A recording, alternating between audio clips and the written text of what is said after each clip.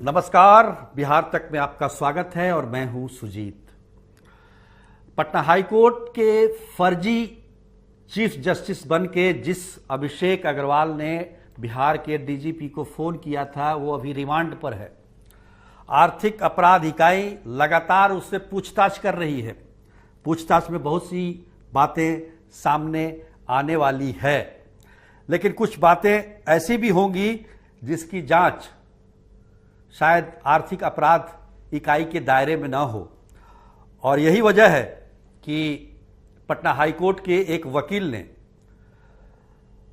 Supreme court में letter petition दायर किया है और कहा है कि इस पूरे मामले की जांच किसी केंद्रीय एजेंसी से कराई जाए, क्योंकि मामला इतना संगीन है। आपको पता ही है कि किस प्रकार से अभिषेक अग्रवाल ने जो आईपीएस अधिकारी आदित्य कुमार, जो कि निलंबित कर दिए गए कल, उनके बचाव में उनकी प्रोसीडिंग को खत्म कराने के लिए, नई पोस्टिंग कराने के लिए योजना बनाकर इस साजिश को अंजाम दिया और डीजीपी साहब को चीफ जस्टिस पटना हाईकोर्ट बन के लगातार फोन करता रहा और उसने काम भी करवा लिया। यानी कि आदित्य कुमार को जिस मामले में प्रोसीडिंग हो रही थी वो मामला खत्म हो गया और पोस्टिंग की भी बात चलने लगी कि पोस्टिंग भी हो जाएगी आदित्य कुमार के लिए। लेकिन इसी बीच ये सारा प्रकरण सामने आ गया। हमारे पास आर्थिक अपराध इकाई की एफआईआर का कॉपी है, आप भी देखिए। मैं दीपक से कहूंगा कि वो दिखाएं जरा। ये एफआईआर की कॉपी है, आप शायद इसे पढ़ नहीं पाएंगे, लेकिन मैं आपको इसमें पढ़ के सुनाता हूं। 2-4 लाइन आप सुन लेंगे तो आपको लगेगा कि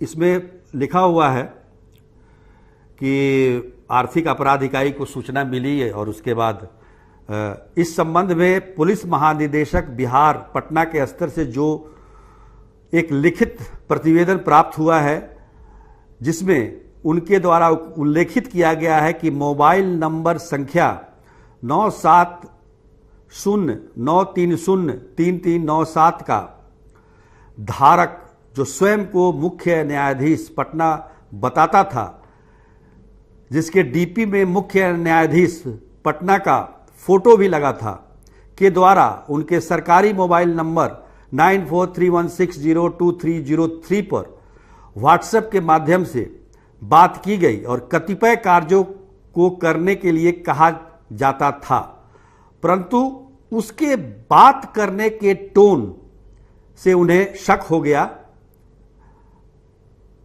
गया है। पुलिस महानिदेशक महोदय द्वारा इस संबंध में आवश्यक कार्रवाई करने को कहा गया है। तो उसके बाद जांच शुरू होती है और पुलिस जो है इस दौरान कई लोगों को गिरफ्तार करती है, जैसे कि राहुल कुमार, जिसके नाम पर वो सिम लिया गया था।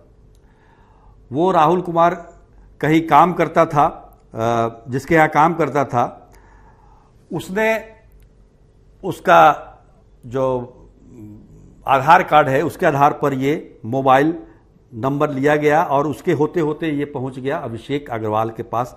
इस दौरान कई लोगों की गिरफ्तारी हुई और उसमें आप हम कह सकते हैं कि जो गिरफ्तारी हुई है उसका भी नाम बता देते हैं। गिरफ्तारी में गौरव राज हैं, शुभम कुमार, राहुल रंजन जायसवाल हैं और अभिषेक अग्रवाल तो है ही। इतने लोग गिरफ्तार हुए हैं, लेकिन केस में आदित्य कुमार जो आईपीएस अधिकारी हैं उनका भी नाम है, लेकिन वो फरार हैं। उनको पता चल गया, चूंकि वो पुलिस में थे तो जाहिर है कि उनको सूचना, इन लोगों को सूचना नहीं थी, गिरफ्तार हो गए। तो ये जो पूरा मामला जो बताया गया है कि पुलिस महानिदेशक के निर्देशानुसार, लेकिन ये घटना कई दिन पुरानी है। ये सितंबर की घटना है, सितंबर में ही ये फोन कॉल्स किए गए। लेकिन महानिदेशक जो डीजी हैं उन्होंने जो लिखा है उसमें कहा है कि उनके टोन से ये पता चल गया, जबकि हकीकत बात यह है कि जो भी इस व्यक्ति ने, इस जालसाज ने, अभिषेक अग्रवाल ने जो काम वो कराना चाहता था डीजीपी साहब से, वो काम तो हो चुका है। उस समय डीजीपी साहब को पता नहीं चला, और यही बात जो सुप्रीम कोर्ट में जो लेटर पिटीशन दायर हुआ है उसमें भी कहा गया है। अब सुनिए इसमें क्या कह रहा है जो अभिषेक अग्रवाल है, जिसने पूछताछ में जो बताया कि अभिषेक अग्रवाल ने बताया कि इनके करीबी आईपीएस अधिकारी श्री आदित्य कुमार, जो पूर्व में पुलिस अधीक्षक गया के पद पर कार्यरत थे और वर्तमान में पटेल भवन पुलिस मुख्यालय में पदस्थापित हैं, को ये पिछले 4 साल से जानते हैं और दोनों अभिन्न मित्र हैं, अभिन्न मित्र। हाल ही में मुख्यालय स्तर से इनके विरुद्ध शराब संबंधित केस खत्म हो गया है, जिसे खत्म कराने में इनकी महत्वपूर्ण भूमिका थी। इनकी मतलब अभिषेक अग्रवाल की। आदित्य कुमार की गया में वरीय पुलिस अधीक्षक के रूप में पोस्टिंग के दौरान उनका तत्कालीन आईजी अमित लोढ़ा से भी विवाद चल रहा था और वो इन्हें फंसाना चाहते थे। अब जब चैट जो सामने आया है डीजीपी और जो कथित फर्जी चीफ जस्टिस हैं, उस चैट में भी ये बात आई है कि अमित लोढ़ा के खिलाफ कार्रवाई क्यों नहीं हो रही है, उनको गिरफ्तार क्यों नहीं किया जा रहा। अमित लोढ़ा उस समय तत्कालीन मगध रेंज के यानी कि गया में आईजी थे और एक एसएचओ को लेकर, एक फतेहपुर थाना में एसएचओ था, उसने शराब मामले में लापरवाही जताई थी, शराब को बरामद किया था और केस दर्ज नहीं किया, सनहा दर्ज किया, जब्ती सूची भी नहीं बनाई। तो इसको लेकर जो आईजी थे वो चाह रहे थे कि इस पर कार्रवाई हो, जबकि जो एसएसपी, तत्कालीन एसएसपी आदित्य कुमार, वो उसको बचाना चाहते थे। वो कहते थे कि हाँ मामला तो गंभीर है और ये इन्होंने लापरवाही जताई है, लेकिन इनको एक अवसर दिया जाए। अब सोचिए कि जैसा कि मैंने कल भी कहा था कि एक अवसर कहाँ किसको मिलता है। सवाल है कि इतने लोग एक घूंट शराब पीने के बाद अगर पकड़े जाते हैं तो जेल चले जाते हैं, उनको तो अवसर नहीं मिलता है, तो ये अवसर मिलना चाहिए। तो ये चीज जो है, इस चीज को लेकर ये विवाद बढ़ा और आदित्य कुमार पर एफआईआर भी हुआ उस मामले में। उनका बेल पिटीशन जो जमानत याचिका थी वो भी रद्द हुई। उसके बाद भी कोई कार्रवाई उन पर नहीं की गई, ना उन्हें निलंबित किया गया, ना कोई किसी प्रकार की कोई बातचीत नहीं हुई। यहां तक कि उनको ड्राइवर, सुरक्षाकर्मी, गार्ड, कुक, ये सारे मुहैया कराए गए पुलिस के द्वारा, जो विभाग के द्वारा आमतौर पर कराया जाता है।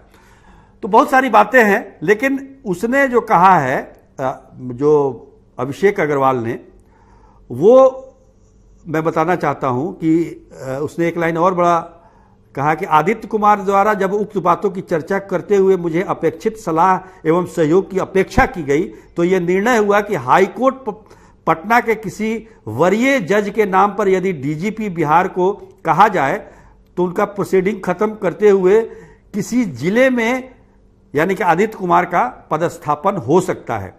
आदित्य कुमार का हित साधने के लिए मैं और आदित्य कुमार उनके कार्यालय एवं बरिस्ता रेस्टोरेंट, बोरिंग रोड, बगल में ही है बरिस्ता रेस्टोरेंट, बोरिंग रोड में कई दफे बैठे और मैं आज वहां गया भी था, वहां बातचीत भी हुई। उन्होंने बताया कि हाँ वो लोग अक्सर आते थे यहाँ पर। सीसीटीवी फुटेज भी है, लेकिन पुलिस अगर चाहे तो सीसीटीवी फुटेज भी वहां मिल सकता है।